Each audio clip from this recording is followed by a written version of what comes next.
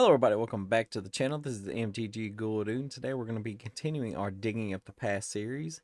And if you're new to the channel, our Digging Up the Past series is a series that I started with long ago back with zombies. And I've been keeping up with zombies and been doing different tribes in the mix. And now I'm on dragons as we continue our journey through Magic the Gathering history with dragons. So without any further ado, let's go on ahead and kick it off in Theros with Stormbreath Dragon for 3, 2 red. It's a 4/4 with flying haste and oddly protection from white. But it does have two abilities, if you can call them abilities. One of them is for 5 generic mana, 2 red. It's Monstrosity 3. If this creature is a monstrous, put 3 counters on it and it becomes monstrous. When it becomes monstrous, it deals damage to each opponent equal to the number of cards in that player's hand. Pretty good if you're making everybody draw a bunch of cards. Now we move into Born of the Gods. Yeah, Born of the Gods. With Forge Stoker Dragon. For 4 generic and 2 red is a 5/4 with flying. And for 2 and a red, it has the ability to deal 1 damage to target creature. That creature can't block this combat. Activate this ability only if Forge Stoker Dragon is attacking. So, how this card works is go to combat, swing with Forge Stoker. Before blockers are declared, ping, ping, ping, ping. Alright, your flyers can't block, you're dead. This would actually be a good utility card if you're playing in a more flying dominant meta, as you might want to call it. But now we move into Journey into Nyx with Spawn of Thraxus. I believe that's how it's pronounced. For 5 and 2 red, it's a 5/5 with flying. Whenever it enters the battlefield, it deals damage to target creature or player equal to the number of mountains you control. So if you're playing a monocolored deck with dragons, you can deal a heck of a lot of damage to a creature or a player. And now we're going to journey a little bit farther into Conspiracy with Scourge of the Throne, a card that was recently reprinted and dropped in price just horribly. But for 4 and 2 red, it's a 5/5 with flying, and it has the ability to Dethrone. Whenever it attacks a player with the most life, or tied for the most life, put a counter on it. And whenever it attacks for the first time each turn, if it's attacking the player with the most life or tied for the most life, you untap all your attacking creatures, and then there's another combat. So then you get to do it all over again.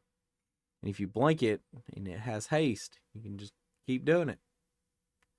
But now we're going to roll into M15 with Siege Dragon. Oh, hold on, wait a minute. There we go. Wanted to get my notes off to the side. Siege Dragon for 5 and 2 red. It's a 5/5 with flying. Whenever it enters the battlefield, destroy all walls your opponent's controls. But if you can find a way to donate a, I don't know, oh man, I was just playing with this card earlier. What is the name of it? Oh man, that kind of sucks. I'll think of it later. It's the tree that makes Masquid Nexus. There we go. If you donate a Masquid Nexus to your opponents, it destroys all of your opponent's creatures because they all become walls. And whenever it attacks, if defending player controls no walls, it deals 2 damage to each creature without flying that player controls. Pretty good. But now we are going to move into Fate Reforged because there weren't any dragons in Khans of Tarkir. Starting off with the uncommons with Ward Scale Dragon for 4 and 2 white. It's a 4/4 with flying, and long as it is attacking, defending player can't cast spells. So it's kind of like oh, why are these card names escaping me? It's the cleric that makes the where your opponents can't cast spells during your turn. Kind of that thing. It's kind of like that. Mind Scour Dragon for 4 and 2 blue. It's a 4/4 with flying. Whenever it deals combat damage to an opponent, target player puts the top 4 cards of his or her library into their graveyard. That's actually pretty good in a mill deck. Noxious Dragon. This is probably one of my favorite ones because it's black. But for 4 and 2 black, it's a 4/4 with flying. Whenever it dies, you may destroy target creature with converted mana cost 3 or less. It's actually pretty dangerous. Lightning Shrieker. For 4 and a red, it's a 5/5 with flying, trample, and haste. At the beginning of the end step, you shuffle it into your library. That's kind of odd, but it does have flying, trample, and haste. And if you can find a way to bounce it from the battlefield to your hand, then you don't have to worry about that. And then we have Shakamal Dragon. For 4 and 2 red, it's a 4/4 with flying. Whenever it deals combat damage to a player, it deals 1 damage to each creature that player controls. So, this is really good with a Basilisk Collar. Yep, it deals 1 damage to each one. Guess what? Each 1 damage is lethal. Everything's dead. I gotta remember that whenever I'm building my dragon deck. Destructor Dragon. I think that's how you're gonna pronounce it. For 4 and 2 green, it's a 4/4 with flying. No, excuse me. And whenever it dies, destroy target non-creature permanent. So it could be a land. It's actually kind of cool. And then we get into the lords before they became lords. No. Yeah, the lords before they became lords. A Tarkir World Render for 5 and a green and a red. It's a 6/4 with flying and trample. Whenever a dragon you control attacks, it gains double strike. That's actually probably the nastiest one of them all, in my honest opinion. Dramoka the Eternal for 3 and a green and a white. It's a 5/5 with flying. Whenever a dragon you control attacks, bolster 2. And you just put 2 counters among creatures you control with the least toughness. Kolagon, the Storm's Fury. This one's probably the least popular in my opinion. I mean, it does, buff them by a 1, but it's not that great in my opinion. But for 3, a black and a red, it's a 4/5 with flying. Whenever a dragon you control attacks, creatures you control get +1/+0 until end of turn. Yeah, and it has dash for 3, a black and a red. I think this is probably the most underpowered one. Ojutai, Soul of Winter for 5, a white and a blue. It's a 5/6 with flying and vigilance. And whenever a dragon you control attacks, tap target non-land permanent and opponent controls that permanent doesn't untap during its controller's next untap step. That is actually kind of wild. Silumgar, the Drifting Death. And yes, this is probably one of my other favorites. For 4, a blue and a black, it's a 3/7 with flying and hexproof, which is deadly if this is your commander. Whenever a dragon you control attacks creatures defending player controls, it's -1/-1 until end of turn. And that does trigger on multiple dragons. So if you have 5 dragons, it's 5 -1/-1s. Ooh. It could be just about as bad as Massacre Girl, in my honest opinion. But now we're going to move into the dragons of Tarkir. The timeline in which Sarkhan decided that no, humans don't need it, the dragons need it. The Scion of Ugin for 6 generic mana. It's a 4/4 with flying. The Dragon Spirit. Shieldhide Dragon for 5, a white. It's a 3/3 with flying and lifelink with Megamorph, which is 5 and 2 white. And whenever it is turned face up, put a +1/+1 counter on it on each dragon creature you control. So that could get pretty wild. Belltoll Dragon for 5 and a blue. It's a 3/3 with flying and hexproof. And Megamorph 5 and 2 blue. Whenever it's turned face up, put a +1/+1 counter on each dragon creature you control. That one's kind of... Oh, they all do the same thing. That's actually kind of odd. Okay, Acid Spear Dragon for 5 and a black. It's a 3/3 with flying and death touch. And Megamorph, everything gets a counter. Everything gets a counter. But this one is red with 5 and a black. And it's a 3/3 with flying and first strike. Same flavor, just different color. Herd Chaser Dragon for 5 and a green. It's a 3/3 with flying and trample. Cunning Breeze Dancer for 4 white and a blue. It's a 4/4 with flying. Whenever you cast a non-creature spell, it gets +2/+2 until end of turn. Oh, it's actually not a bad rate for a 6-drop that's a 4/4. So any non-creature spell Just one makes it a 6/6, so then you get your value off of it. Enduring Scale Lord for 4, a green and a white. Huh. It's a 4/4 with flying, and when one or more +1/+1 counters are placed on another creature you control, you may put a +1/+1 counter on Enduring Scale Lord. It's pretty neat. Ruthless Deathfang for 4, a blue and a black. It's a 4/4 with flying. Whenever you sacrifice a creature, target opponent sacrifices a creature. That's pretty good too. Savage Vent Maul for 5. Oh yeah, this is the dreaded, just most horrifying thing you can see on the battlefield whenever you're playing against a dragon deck. For 4, a black and a red. 4, wow, yeah, horrible. 4, a green and a red. I still messed that up.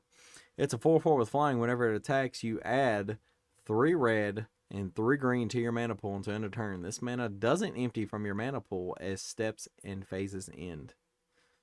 Yeah, this is the one that everybody's going to see as soon as it's put on the table and looks at you and says, you die now.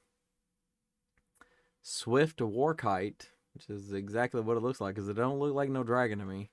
For 4, a black and a red, it's a 4/4 with flying. Whenever it enters the battlefield, you may put a creature card with converted mana cost 3 or less from your hand or graveyard onto the battlefield. That creature gains haste for it dashes. Yeah, you just give it dash. Sunscorch Regent for 3 and 2 white. It's a 4/3 with flying. Whenever an opponent casts a spell, put a +1/+1 counter on it and you gain a life. So if everybody's just feeling spell happy, looks like you got a big creature now.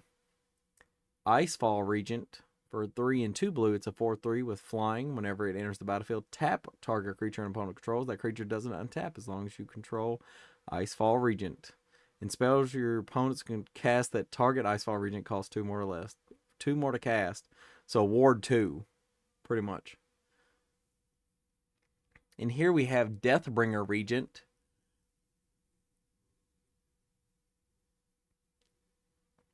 Probably, in my opinion, one of the scariest of all the regents.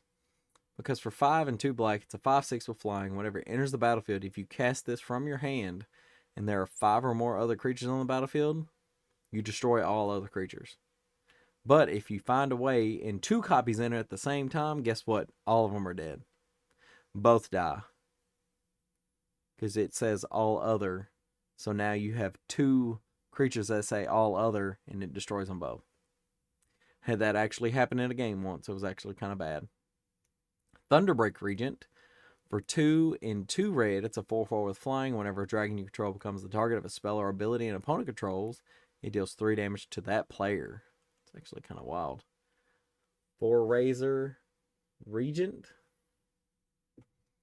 5 and 2 green, it's a 4/5 with flying. Whenever it enters the battlefield, you may have it fight target creature you don't control. Whenever a creature you control fights, put 2 +1/+1 counters on it at the beginning of the next end step. Huh. It's actually pretty wild. Arishin Sovereign. Arishin. I don't know how to pronounce that properly without butchering it. For 5, a green and a white, it's a 6/6 with flying. Whenever it dies, you may put it on top of or bottom of its owner's library. Huh. Boltwing Marauder. For 3, a black and a red, it is a 5/4 with flying. Whenever another creature enters the battlefield under your control, target creature gets +2/+0 until end of turn. Harbinger of the Hunt. For 3, a red and a green, it's a 5/3 with flying, and it has 2 abilities. For 2 and a red, it deals 1 damage to each creature without flying, and 2 and a green, it deals 1 damage to each other creature with flying. It's actually pretty good. Necro Master Dragon. I don't think I've seen this one. For 3, a blue and a black, it's a 4/4 with flying. Whenever it deals combat damage to a player, you may pay 2 generic mana. If you do, put a 2/2 black zombie creature token onto the battlefield. Each opponent puts the top 2 cards of his or her library into their graveyard. Oh, it's actually pretty kind of neat. Never knew that one existed. Pristine Skywise. For 4, a white and a blue, it's a 6/4 with flying. Whenever you cast a non-creature spell, untap it. It gains protection from the color of your choice until end of turn. So if you find a way to like spam, a bunch of spells, you can give it protection from every color. It's pretty cool. Dragon Lord Atarka, the revered, for 5, a red and a green. It's an 8/8 legendary creature, Elder Dragon. With flying and trample, whenever it enters the battlefield, it deals 5 damage divided as you choose among any number of target creatures and or planeswalkers your opponents control. Dragon Lord Dromoka for 4, a green and a white. It's a 5/7. Can't be countered. With flying and lifelink, and your opponents can't cast spells during your turn. It's actually pretty wild. Dragon Lord Kolaghan for 4, a black and a red. It's a 6/5 with flying and haste. Other creatures you control have haste. Whenever an opponent casts a creature or planeswalker spell with the same name as a card in his or her graveyard, that player loses 10 life.